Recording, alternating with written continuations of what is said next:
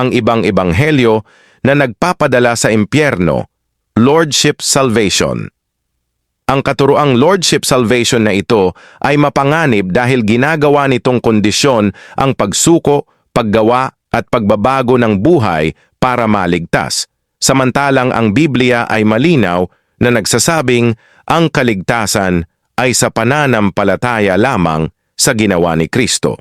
Hindi sa gawa, hindi sa pagsunod, hindi sa pagsuko. Efeso 2 verses 8-9, sapagkat sa biyaya kayo ay naligtas sa pamamagitan ng pananampalataya. At ito'y hindi mula sa inyong sarili, ito'y regalo ng Diyos. Hindi sa pamamagitan ng mga gawa, upang walang sino man ang makapagmayabang. Ang Lordship Salvation ay nagsasabing kung hindi mo isinuko lahat kay Jesus, hindi ka ligtas. Pero ang sabi ng Diyos, ang kaligtasan ay regalo, hindi galing sa sarili o gawa.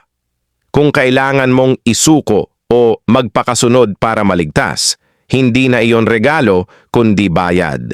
Ngunit sa taong hindi gumagawa, subalit sumasampalataya sa Diyos na nagpapawalang sala sa makasalanan, itinuturing ng Diyos ang kanyang pananampalataya bilang katuwiran. Ang Diyos ay nagliligtas sa hindi gumagawa, kundi sa sumasampalataya. Ang Lordship Salvation ay kabaligtaran. Gusto nilang gumawa muna para mapatunayan ang tunay na pananampalataya. Pero sabi ng Diyos, kahit ungodly, masama pa ang tao, kung siya'y manampalataya, itinuturing siyang matuwid. Galatians 2 verse 21. Hindi ko winawalang kabuluhan ang biyaya ng Diyos, sapagkat kung sa pamamagitan ng kautusan ay ang katuwiran, kung gayoy si Kristo ay namatay na walang kabuluhan. Ipinapakita ng talatang ito na kung ang kaligtasan ay makakamtan sa pamamagitan ng paggawa ng mabuti o pagsunod sa kautusan, magiging walang saysay ang kamatayan ni Kristo.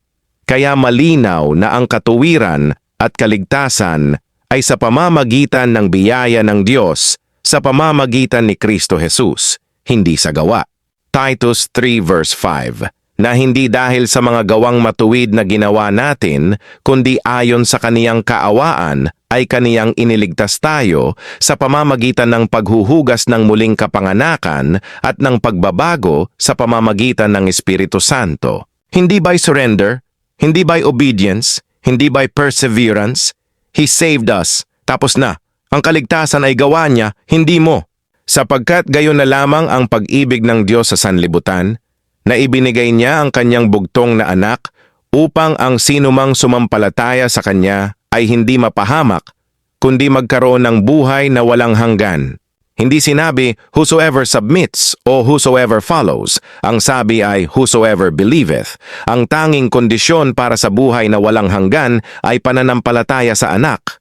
Romans 11 verse 6. At kung sa biyaya ay hindi na sa mga gawa, sa ibang paraan ay hindi na biyaya ang biyaya. Datapuat kung sa mga gawa ay hindi na biyaya, sa ibang paraan ay hindi na gawa ang gawa. Pag hinaluan mo ang grasya ng gawa, hindi na iyon grasya. Ang Lordship Salvation ay halo, kaya hindi na ito tunay na ebanghelyo. Ang ganitong mixed gospel ay ibang ebanghelyo na hinatulan ni Pablo. Galatians 1 verses 8-9, subalit kahit kami o isang anghel mula sa langit, ang mangaral ng anumang ibang ebanghelyo sa inyo kaysa sa aming ipinangaral sa inyo ay maging sinumpa siya. Gaya ng aming sinabi na ng una, gayon din ngayon ay muling sinasabi ko.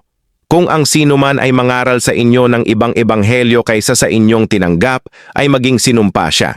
Ang Lordship Salvation ay ibang ebanghelyo. Idinagdag nila ang gawa at commitment sa pananampalataya. Sabi ng Diyos, sino mang nagtuturo nito ay sumpa, accursed. Matinding babala, ang mga nagtitiwala sa sarili nilang pagsuko, pagsunod at gawa ay hindi pa rin ligtas, sapagkat hindi si Kristo lamang ang pinagkakatiwalaan nila, kundi pati ang sarili nila.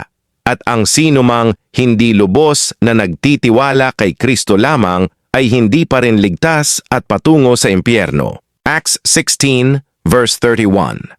Believe on the Lord Jesus Christ and thou shalt be saved. Hindi believe and surrender. Hindi believe and follow, kundi believe.